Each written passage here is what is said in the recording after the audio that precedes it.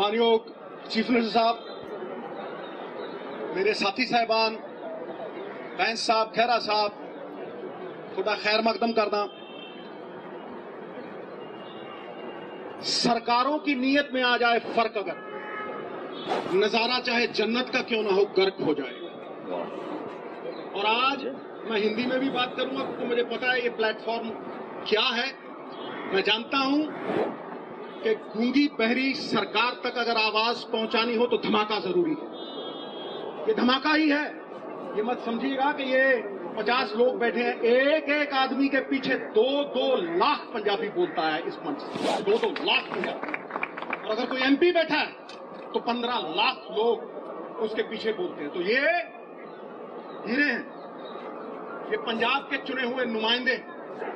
मैंने बात नीयत की है, नीयत की। नीयत साहब नीति में दिखती है, और नीति सिर्फ 2 पूंजीपतियों के लिए बनाई गई है मोदी सरकार में। आप अगर ये सोचते हो कि ये कानून सरकार किसानों के हक में बना रही है तो बहुत बड़ी गलतफहमी है। ये सिर्फ 2 पूंजीपतियों के हक में उन्हें रिमोट कंट्रोल देने के लिए कानून बनाए गए हैं।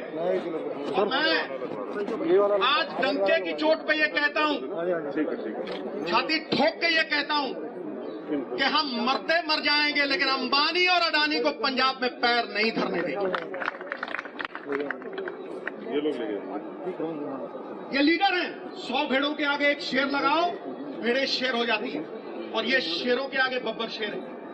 और इनके आगे मैं बात जो करने वाला हूं वो बड़ी पते की। और यहाँ वाजिब ठीक है, तो पहले भी था साहब, पहले भी ऑनलाइन ट्रेडिंग होती थी। आप मंडियों की बात करते हो, आप ये बात करते हो कि फ्री मार्केट होनी चाहिए, तो फिर ये कानून बनाने की क्यों जरूरत है? वहां से इनाम होता था, ऑनलाइन ट्रेडिंग होती थी। ये कानून क्यों बनाए गए? ये कानून इसलिए बनाए गए कि पंजाब के किसान के कानूनी अख्तियार, कानूनी अधिकार पूरी तरह से छीन लिए जाएं। मैंने आज तक कोई ऐसा कानून नहीं देखा जो किसान को कोर्ट में जाने से रोकता है। ये वो कानून बनाया है मोदी साहब ने काला, जिससे किसान अगर उसका कोई डिस्प्यूट होता है तो वो कोर्ट में नहीं जा सकता, नंबर 1। नंबर 2, वो एसडीएम के पास जाएगा या वो डीसी के पास जाएगा, जिसका कंट्रोल सेंटर की सरकार के पास होगा। और ये चुने हुए नुमाइंदे, ये रेस जिताने वाले घोड़े दर्शनी घोड़े बना दिए जाएंगे। इन चुने हुए नुमाइंदों को नकारा कर दिया जाएगा। ये मैंने देशों में सुना था कि 1-2 कंपनियां मोनोपोली बनाती हैं, और वो मोनोपोली बना के, जैसे ईस्ट इंडिया कंपनी राज किया करती थी, वो मोनोपोली बना के राज करती हैं। ये वही हो रहा है। ये रिमोट कंट्रोल ये गोरे अंग्रेजों के हाथ में नहीं, ये काले अंग्रेजों के हाथ में दिया जा रहा है। और ईस्ट इंडिया कंपनी की तरह ये पूरे का पूरा कंट्रोल हमें कठपुतलियां बनाने के लिए अंबानी और अडानी के हाथ में देने की ये साजिश है। उसका प्रमाण है 17 लाख करोड़ रुपए के एनपीए हैं, बैंकों को लुटा दिया। 17 लाख करोड़ रुपए के एनपीए आपने सारे बैंक लुटा दिए, किसी एक पे कार्रवाई हुई? पिछले से पिछले साल 5 लाख करोड़ रुपया आपने टैक्सों का छोड़ा। इन बड़े बड़े कॉरपोरेट्स को वो जब पैसे छोड़ते हो टैक्सों के 5-5 लाख करोड़ रुपए, तो आप कहते हो इंसेंटिव, और गरीब किसान को अगर 4 पैसे देते हो तो उसको कहते हो सब्सिडी। वाह वाह, 17 लाख करोड़ के एनपीए। पूछिए मोदी सरकार से क्या जवाबदेही बनाया किसी को? 5 लाख करोड़ रुपए के रेवेन्यूज फोरगॉन बजट में आते हैं। ये तिवारी साहब बैठे हैं, एमपी साहिबान बैठे हैं, रेवेन्यूज फोरगॉन। वो रेवेन्यूज फोरगॉन आप छोड़ते हो, वो इंसेंटिव। और किसान की जो बनी बनाई इनकम थी, किसान क्यों डरा हुआ है? किसान इसलिए डरा हुआ है कि उसकी लागत बढ़ रही है। उसके खर्चे बढ़ रहे हैं, पेस्टिसाइड के ऊपर खर्चे बढ़ रहे हैं, पेट्रोल की कीमत बढ़ रही है, लेकिन जो उसकी अश्योर्ड इनकम थी, आज मोदी सरकार वो अश्योर्ड इनकम को छीन रही है। पॉइंट नंबर 2, ये पहला था। Point number 2, this is an attack on the federal structure of India. ये हमारे संघीय ढांचे के ऊपर एक अटैक है। It impinges and impedes on the spirit of the constitution. ये कॉन्स्टिट्यूशन की स्पिरिट पे, हमारी आत्मा पे ये आघात है। हर स्टेट के अलग अलग मसले हैं, हर एक स्टेट के अलग अलग मसले हैं साहब। इसीलिए उन अलग अलग मसलों को सुलझाने के लिए वहां की सरकारों का चयन होता है। ये कहां का इंसाफ है कि एक चीफ मिनिस्टर और उसके सारे चुने हुए नुमाइंदे, ऑपोजिशन वगैरह सारी इकट्ठी, तुम एक स्टेट के चुने हुए नुमाइंदों की आवाज को दबा रहे हो और उसके 70% किसान उनकी आवाज को दबा रहे हो। It is an attack on our federal structure. Federal structure पे ये जो अटैक है, इसके बारे में मैं पूरी तरह से पुरजोर विरोध करता हूं। और प्रियम्बल में एक वर्ड आता है, फ्रेटर्निटी। फ्रेटर्निटी का क्या मतलब है? फ्रेटर्निटी का मतलब है कि हम आपसी भाईचारे में बंधे हुए हैं, हम पारिवारिक सांझ में बंधे हुए हैं, और वो यूनिटी इन डाइवर्सिटी। हमारी भाषाएं अलग हैं, हमारा कल्चर अलग है, लेकिन फिर भी हम एक हैं। तो जब हम अपने स्टेट की बात बुलंद कर रहे हैं या किसी इंडिविजुअल किसान की बात बुलंद कर रहे हैं, हम किसान के साथ साथ हम संविधान के पक्ष में लड़ाई लड़ रहे हैं। हम आज संविधान के पक्ष में खड़े हैं, अपने फेडरल स्ट्रक्चर के पक्ष में खड़े हैं। एकता तो जेल की भी होती है, लेकिन साहब ये जेल की एकता नहीं है, ये आपसी भाईचारे की, हिंदुस्तान की एकता है। ये यूनिटी इन डाइवर्सिटी है, और वो संजीदगी से लेने वाली बात है। जो लोग, और मैं प्राइम मिनिस्टर साहब को कह रहा हूं, जो लोग वन नेशन वन मार्केट की बात करते हैं, वो पंजाब के चुने हुए नुमाइंदों की और एक चीफ मिनिस्टर की आवाज को दबा रहे हैं और कुचल रहे हैं। ये हम कभी बर्दाश्त नहीं करेंगे।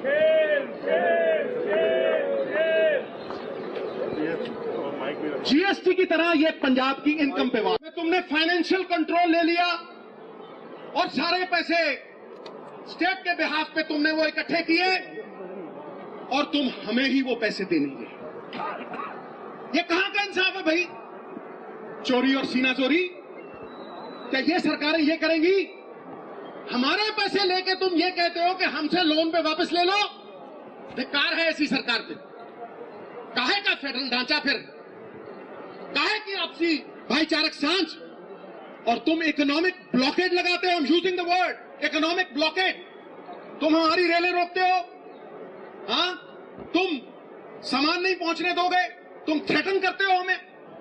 एक तो तुम हमारे किसान की, और ये किसानी is a way of life in Punjab, ये जीवन जीने का एक तरीका है, ये हमारी पगड़ी है। तुम हमारी पगड़ी को हाथ डालो तो वो हाथ तोड़ के डालो। हमारी पगड़ी को हाथ डालोगे वो हमें मंजूर नहीं है।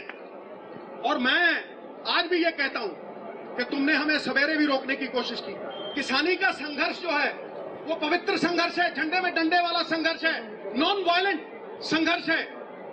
तुम उस संघर्ष को बाहरी ताकतों के साथ जोड़ोगे तो तुम किसान का निरादर कर रहोगे, उसका अपमान करोगे, वो हम सहन नहीं करेंगे।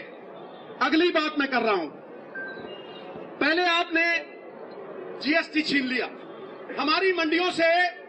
5,000 करोड़ रुपया, सीएम साहब बैठे हैं, बाकी लोग बैठे हैं, 5,000 करोड़, पिछले साल 4,000 करोड़, इस साल 5,000 करोड़ बाप दादाओं ने, हमारी पुश्तों ने, 4 पीढ़ियों ने मिलके वो इंफ्रास्ट्रक्चर खड़ा किया है। मैं पूछता हूं नरेंद्र मोदी जी से कि मोदी साहब, जहां आपने ये मंडियां नहीं है, जहां आपने ये पहले लागू किया, मुझे ये बताएं कि वहां का किसान, उसकी क्या हालत है? वो लेबर कर रहा है, वो लेबर कर रहा है।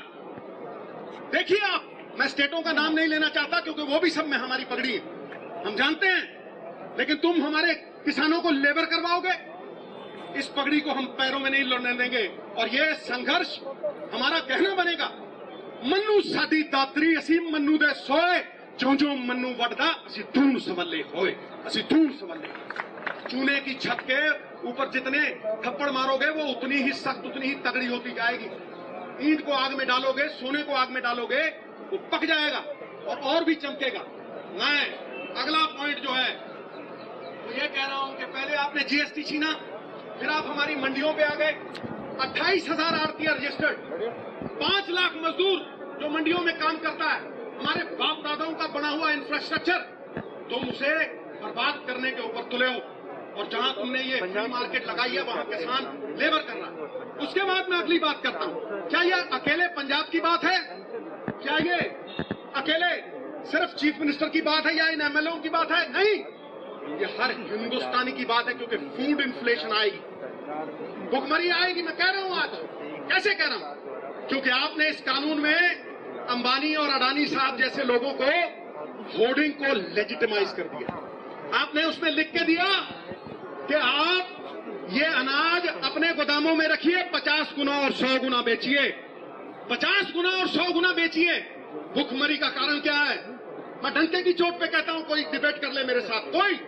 भुखमरी का कारण ये नहीं है कि अनाज नहीं है, अनाज होता है साहब, अनाज गोदामों में होता है अंबानी और अडानी साहब के, लेकिन वो गरीब की पहुंच के परे हो जाता है, इसलिए इन्फ्लेशन आती है। और इन्फ्लेशन का असर अमीरों पे नहीं होता। हम तो कहते हैं भर दे भैया, अपना टैंक भर दे, कोई चक्कर नहीं, लेकिन जो गरीब 500 रुपए कमाता है, वो 500 रुपए की वैल्यू 200 रह जाती है। जो वो 500 में खरीदता था वो 2000 में खरीद नहीं पाता। तुम्हारी जीएसटी ने व्यापारी मारा, और आज ये काले कानून किसानों को मार रहे हैं, हमारी पहचान को मिटा रहे हैं। बाबा नानक ने दी थी ये हमें पहचान, मरते हुए मर जाएंगे, इस पहचान को नहीं मिटने देंगे। नाम ही खो दोगे तो किधर जाएंगे, और पहचान खो देंगे सिद्धू तो बिखर जाएंगे, नहीं बिखरने देंगे हम। और आखिरी पॉइंट जो मैं कहना चाहता हूं वो ये है कि आप एहसान फरामोश हो गए, आप एहसान फरामोश हो गए हो। मैं डंके की चोट पे कहता हूं। किस तरह से कहता हूं? क्या पंजाब को ग्रीन रेवोल्यूशन की जरूरत थी? नहीं। पंजाब ने पूरे देश का पेट भरा, 2% लोगों ने 67% लोगों का पेट भरा। फिर तुमने गरीब को अन्न कैसे दिया? सस्ती MSP Punjab, Haryana, western UP से उठा के आपने 80 करोड़ लोगों का पेट भरा, और उसी को पीडीएस द्वारा उन्हें सप्लाई किया। पेट्रोल 6 रुपए का था 92 में, 78 का हो गया, और किसान की एमएसपी 3 गुना बढ़ी, वो 12 गुना, 17 गुना, और ये 3 गुना। कॉर्पोरेटों में जो काम करते हैं 1,000 गुना उनकी तनख्वाह बढ़ गई, और 1982 से लेके किसान की एमएसपी सिर्फ 15 गुना। ये कहां का इंसाफ है? ये किस तरह हम बयां करें? चाहे मंडी एमएसपी मॉडल हो या दूसरा, पहले केंद्र ने हमें इस्तेमाल किया और फिर यूज एंड थ्रो वाली पॉलिसी करके इन्होंने हमें फेंक दिया। ये 3 पॉइंट मेरे इस केंद्र की सरकार को कहीं भी किसी को भी भेज दें और बहस कर लें खुलेआम, जहां बुलाएंगे मैं आऊंगा। यदि हार गया राजनीति सदा के लिए छोड़ दूंगा, सदा के लिए। मैं डंके की चोट पे कहता हूं, उन्हें ये फिक्र है, आखिर में ये मैं शेयर करके फिर सीएम साहब के हवाले स्टेज करता हूं, उन्हें ये फिक्र है हरदम, नई तर्जे जफा क्या है? तर्जे जफा होती है जुल्म।